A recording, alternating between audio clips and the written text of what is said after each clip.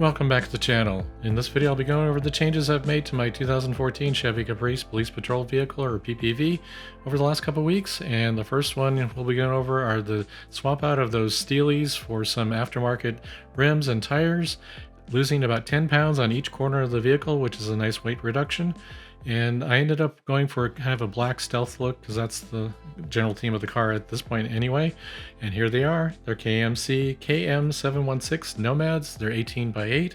They're painted black rims and they have a 38mm offset, but of course with the 5-120 bolt pattern for this vehicle. The look, I think, fits in with this vehicle quite nicely, and everyone that's seen them in person seems to give me a good compliment on the vehicle with the new rims and tires. I like them, and the handling has been greatly improved compared to the steel rims and tires. I think I had some tires that were out of balance, so there's definitely a vast improvement in the ride quality of the vehicle. So I like it. We put in new TPMS sensors. We cloned the IDs from the old ones into this. So I have some steelies sitting in the garage. If anyone's interested in them, let me know. But they ended up sitting out about half an inch further out overall compared to the original steel rims and tires. And I think they look pretty good. So for me, I like them.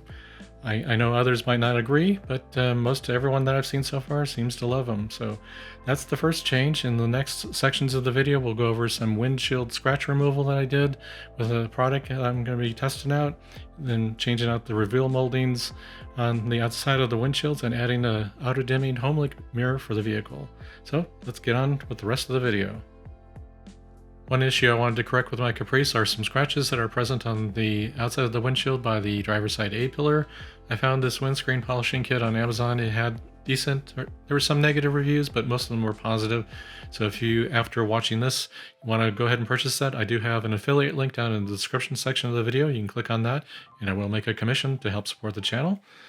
But this kit, I used it to remove three main sections of scratches. Here's the middle section, which is the most visible to me with the right outside light source. My direct line, it's not on my direct line of sight, but it's just to the left of it, and with the right light coming through, they were very noticeable to me. So I wanted to find something that would remove them, although not all of them are very shallow scratches. Some are somewhat deeper. So I was hoping this would address them all, but in the end I was able to get rid of 80 or 90% of the scratches that are present. So we'll go over here and show you the application of the compound that comes in. It comes with two polishing pads, and the first one actually came apart on me, so I was a little concerned at that point. So I used the second pad that came with the kit, and it worked out just fine. Between each pass with the compound, you want to let the windshield cool down. This does generate a fair amount of heat, so in between sections here on the video, I actually let it cool down for about 5 minutes to let the temperature come down. And after, you can see that from the outside, they're gone about, looks like 100% almost here, but from the inside with the outside light source, it shows about 80 to 90% on each section. I didn't include all the polishing passes that I attempted on this. I think there was about 6 or 7 total. And again, make sure you give about 5 minutes or so to let the glass cool down between each application of the compound, because it does generate a fair amount of heat. But if this is something you're interested in, again, check out the description section of this video for a link to this product on Amazon. It is an affiliate link and helps support the channel if you make a purchase through that link. One other cosmetic change I thought was pretty good on the vehicle this week. I took the reveal molding on each side of the windshield after I addressed the scratches by that. As you can see, I have some tape over it, but underneath you can see all the broken chunks off of that. It's just ugly. So I pulled it out, and there's a couple tabs on the bottom side of this underneath the fender section of the reveal molding, and then there's this retainer that runs up along the edge of the A-pillar. And when I pulled out the plastic portion of that, there was just dirt everywhere caked in there. So I broke it up and then blew it out. As you can see, there's dirt from, I don't know how this vehicle got this much dirt in every unexposed area of the vehicle, but it was there. So I cleaned it out and snapped in the new one. It snaps into that retainer along the A-pillar, and then the two tabs go underneath the fender section. And the part numbers on the screen for this one on the driver's side, and here's the one on the passenger side. Each one was only $20.19, so it was a great cosmetic upgrade for the vehicle. It cleaned it up dramatically. There's a couple other modifications I wanted to make to the Caprice. One is add a Homelink transmitter for the garage door opener, and two is add a center auto-dimming rearview mirror. This is a sun visor I had in my 17 Chevrolet SS sedan and my 15 SS sedan as well, where I added a Homelink transmitter to the sun visor, but it requires power. And the sun visor on the SS sedan, it has the lights for the vanity mirror, as you can see here.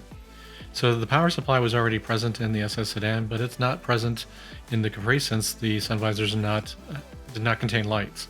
So here in the headliner here we have the power connector for the ticket dome light, and Steve Walker mentioned this, so I thought I could create a harness, run the power over to that sun visor.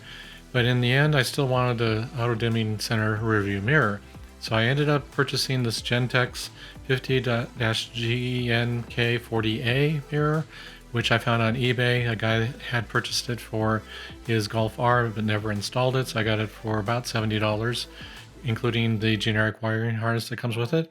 And I was able to add that into the vehicle, no problem, but there was a couple things. One, I did find that the ticket dome light is switched power, but it's delayed turn off. It's not like retained accessory power. Looks like the body control module turns that off after like 20 minutes or so. Since the mirror requires two powers to go into it, one for the Homelink transmitter and one for the auto dimming mirror portion of it, having the extended time for the Homelink transmitter is fine because it only really consumes power when you press the buttons. But for the auto dimming part of it, if it's going to be in the garage after I drive the vehicle and have power to it, that light on the mirror would be on for an extended period of time until the body control module turns off the power to that unit. So I ended up separating the power supplies for those two and going to a switched power supply all the way in the back of the vehicle, because I found that the fuse panel in the dashboard of the 2014 Caprice primarily has constant power in all the fuse sockets. They supply power to the body control module in a variety of ways. There is one fuse socket that does have a fuse that is switched in some sense, but it's controlled apparently by the body control module. It's supplying power to the steering wheel control backlights.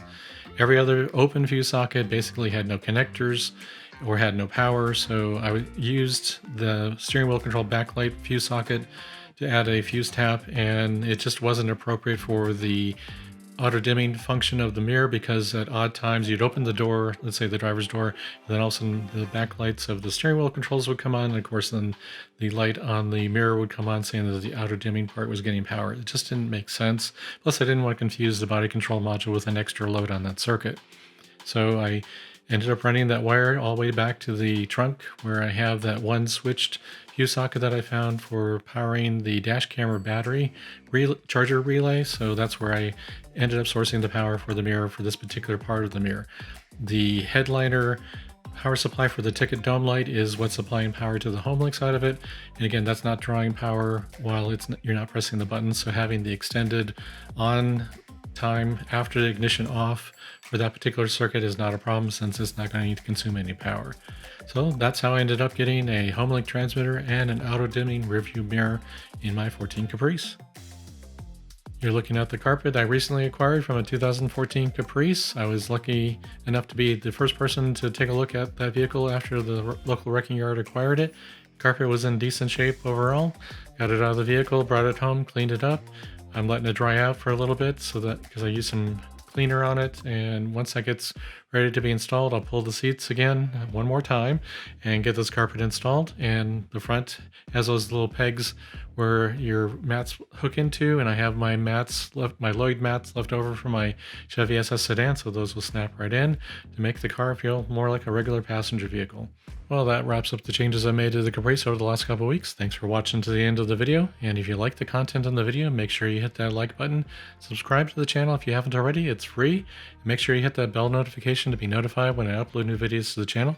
Check out the description section for links related to this video, including affiliate links for products I talk about, and consider becoming a Patreon supporter of Retro Car Guy 530 LLC, because that will help support my efforts to create videos.